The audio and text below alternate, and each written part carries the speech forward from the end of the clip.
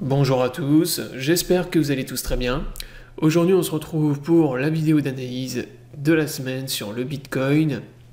Donc comme d'habitude on va analyser le chart du Bitcoin, anticiper les différents scénarios qui peuvent se produire. Donc avant de démarrer la vidéo, je vous rappelle que l'analyse est effectuée sur la plateforme PrimeXBT. Donc PrimeXBT est une plateforme de trading de crypto-monnaies qui vous permet de trader les crypto-actifs avec des effets de levier, et vous avez également un système de co-vesting qui vous permet de recopier automatiquement les traders de la plateforme. Donc pour plus d'informations, vous avez tous les liens dans la description sous la vidéo. Donc maintenant on démarre la vidéo d'analyse sur le Bitcoin. Alors la semaine dernière, on avait donc notre triangle bull ici. On avait toujours notre ligne de tendance bullish ici que je vous avais donné déjà il y a 2 semaines, dès lors qu'on avait validé le second creux ici. Vous avez tracé la ligne de tendance, vous avez dit tant qu'on repasse pas et qu'on break pas cette ligne de tendance, on est toujours bull sur Bitcoin. On avait notre dernière résistance majeure qui était le dernier ATH qu'on avait à 62 000 $ ici, qu'il fallait break. Et après je vous avais dit, si on casse... donc en fait moi j'étais déjà long depuis en fait les 60 000 $. Donc il y avait déjà la résistance qui était ici. Moi j'étais repassé long quand on avait break en fait ce niveau là. Et en fait si vous regardez mes vidéos d'il y a 1 semaine ou 2 semaines, je vous ai dit si on break ce niveau, on va pump sur le Bitcoin et on va venir taper la zone en rouge ici, au minimum. Donc c'est la zone de résistance qu'on avait entre 64 et 66 000 $. Donc ça c'était ma zone de résistance juste au-dessus. Donc moi j'avais dit que si on cassait et qu'on faisait un nouvel ATH, on n'allait pas repartir dans un truc ultra bull. Voilà, on n'allait pas refaire un pump de plus 20, plus 30% sur BTC. Mais qu'en fait on allait avoir un petit pump, voilà, un nouvel ATH, et qu'on avait justement cette grosse zone en rouge que je surveillais juste au-dessus. Et moi je voulais attendre de voir la réaction du marché dans cette zone. Donc là les réactions étaient exactement ce que je pressentais, c'est-à-dire qu'on a eu un rejet vendeur dans cette zone en rouge. Donc on est venu en fait faire un nouvel ATH à 64 900, bon, allez on va dire 65 000 $ sur Bitcoin, et ensuite on a eu un rejet dans cette zone et on est reparti dans une tendance baissière pour l'instant.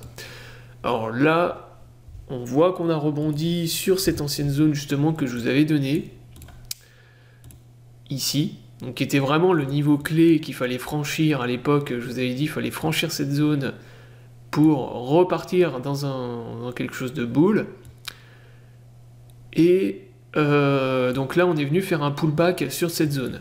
Donc là, si on se met sur une time frame de 1 heure, on voit qu'on est venu pullback dans cette zone et que là, on repart plutôt dans une tendance haussière sur le BTC.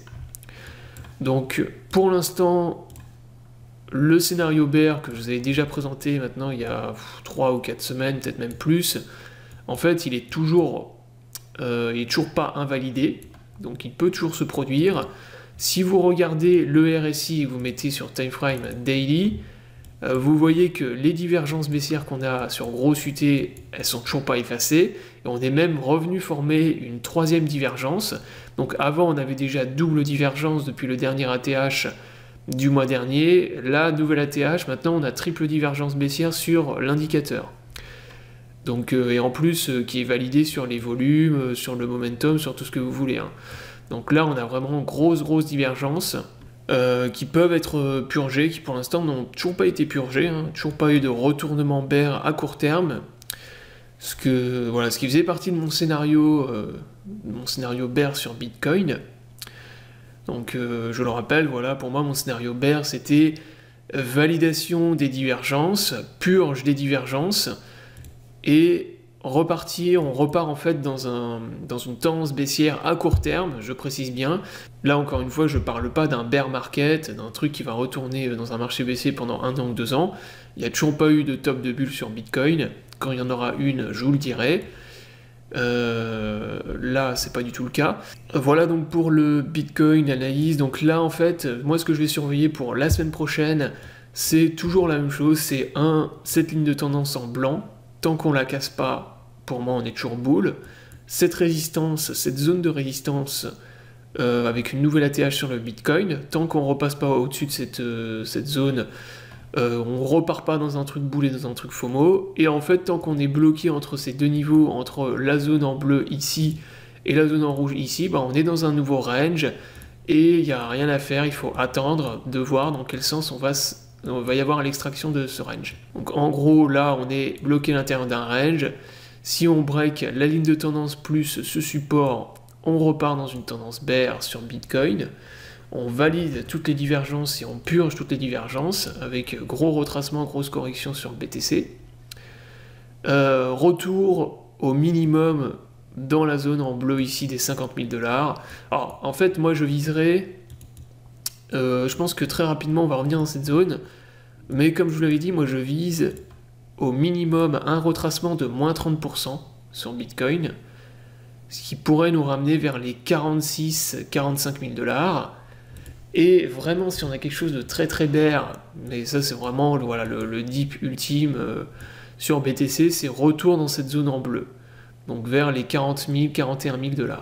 Donc ça, ce serait mon scénario bear à court terme sur le Bitcoin.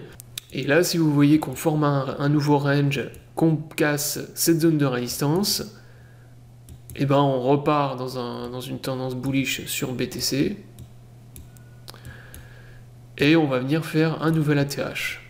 Voilà, donc ce sera la prochaine zone. Si on fait un nouveau range, qu'on casse le nouvel ATH et qu'on perce toute cette zone-là, moi je vais reviser cette zone-là, en fait, juste au-dessus. Entre 70 000 et 72 000 $ sur le BTC. Mais pour le moment, tant qu'on est bloqué dans le range, personne ne peut savoir dans quel sens on va partir, dans quelle direction. Tout ce qu'on peut faire en fait c'est suivre le marché. En trading, je le rappelle, vous pouvez jamais savoir dans quel sens on va partir. Tout ce que vous pouvez faire c'est essayer de suivre le marché du mieux que vous pouvez. Tous les traders, tous les gens qui font de l'analyse, qui vous disent ouais le Bitcoin va monter ci, va faire cela, ils en savent rien du tout. Tout ce qu'ils font c'est spéculer en fait, ils en savent rien. Dans les cryptos et en trading, de toute façon, tout ce qu'on peut faire c'est suivre le marché. Donc là, si vous voyez qu'on casse la zone de support, vous repassez bear et vous repassez short sur Bitcoin et crypto. Et inversement, si vous voyez qu'on casse cette zone-là, vous pouvez repasser long et viser la zone qu'on a plus haut, la zone de résistance qu'on a plus haut. Voilà, donc la vidéo est terminée, j'espère qu'elle vous aura plu, donc je vous invite à vous abonner à la chaîne pour ne pas rater les prochaines vidéos. Je vous souhaite à tous une bonne journée et à bientôt pour une prochaine vidéo.